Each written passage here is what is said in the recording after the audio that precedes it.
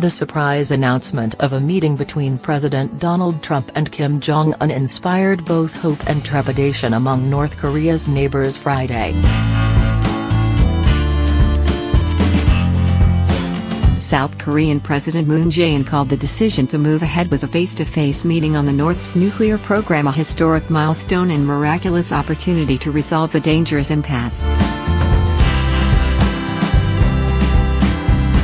I would like to express my profound gratitude to the two leaders who made a difficult decision reflecting their courage and wisdom, Moon said.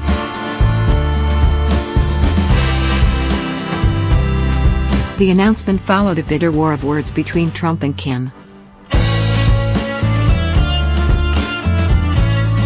Since becoming president, Trump has hurled numerous threats and insults at Kim, often via Twitter.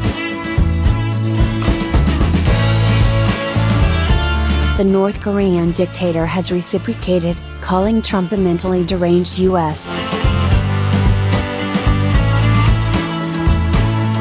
dotard who has to be tamed with fire and hinted at the presence of a nuclear button on his desk. Kim's government, meanwhile, has pressed ahead with its nuclear weapons and ballistic missile program.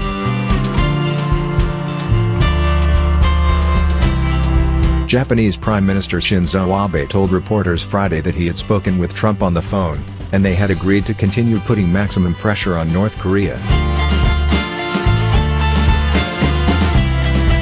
Thursday's announcement was the result of strong U.S.-Japanese coordination, he said.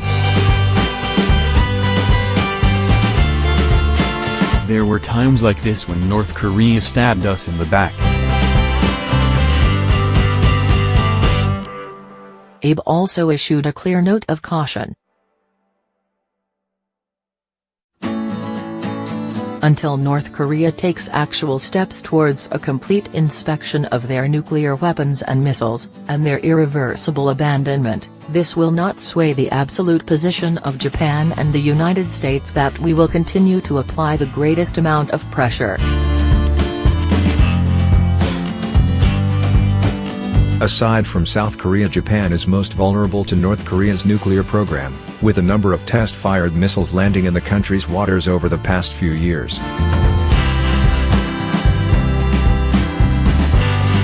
China, North Korea's most important ally, welcomed what it called the positive message conveyed by the proposed meeting. We support the alleviation of the peninsula situation, and the positive inter-Korean and U.S.-North Korea interactions, said China's Ministry of Foreign Affairs spokesperson Geng Shuang.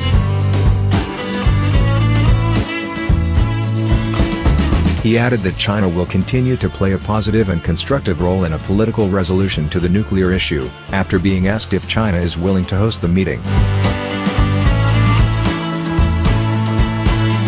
Russian Foreign Minister Sergei Lavrov, whose government is also one of Pyongyang's few allies, told TASS news agency that he was glad to see a dialogue based on mutual respect as opposed to threats, ultimatums and unilateral sanctions. Elation mixed with caution on the streets of the South Korean capital, which is just 35 miles from border with North Korea.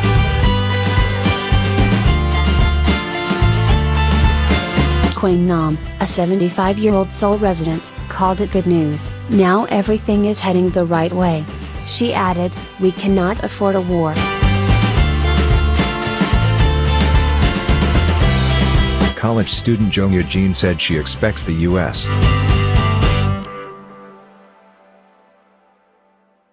to flex its political muscle should the meeting between Trump and Kim lead to further cooperation. I believe that the U.S.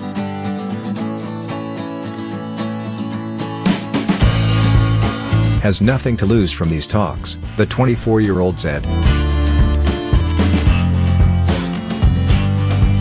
So they will lay down the law and ask them to denuclearize.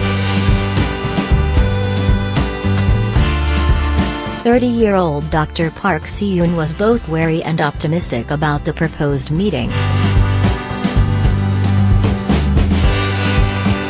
I was very positive when I heard they planned to meet, said Park waiting at a bus stop. It's a good thing, really.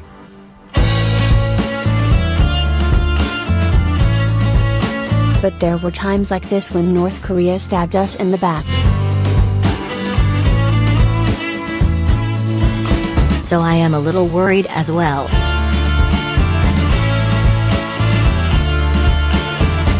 Thursday's announcement was made outside the White House by South Korean National Security Advisor Chung Eui-yong, who said North Korea's Kim was committed to denuclearization. The North Korean leader also had pledged to refrain from any further nuclear or missile tests and expressed his eagerness to meet Trump as soon as possible, he said.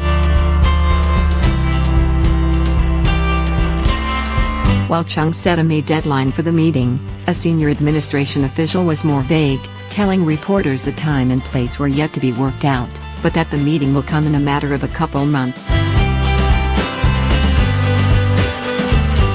White House Press Secretary Sarah Huckabee Sanders confirmed President Trump accepted the invitation to meet with Kim, but all sanctions and maximum pressure on North Korea must remain in the meantime.